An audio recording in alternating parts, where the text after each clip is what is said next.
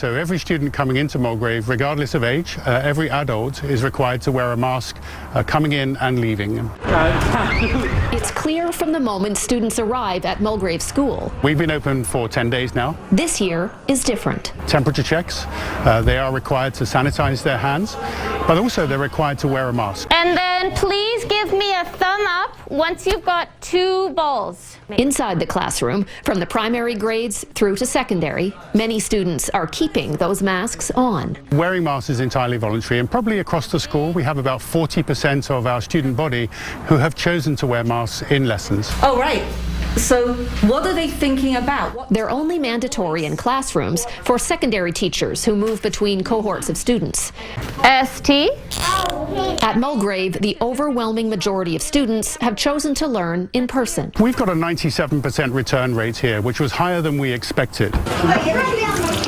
The other thing that's really I've been pleasantly surprised about is just how serious the students are taking the protocols. So we do not have to give a lot of reminders for our students. They've already adapted to the new reality. Next week, it's public school's turn. Class sizes are smaller here, but not because of COVID. In our secondary school, our class size is around 24. In our elementary school, they're around 22. So we're a bit lower than the public sector for sure. Of course, Mulgrave is an independent school, so much of its funding comes from parent-paid tuition.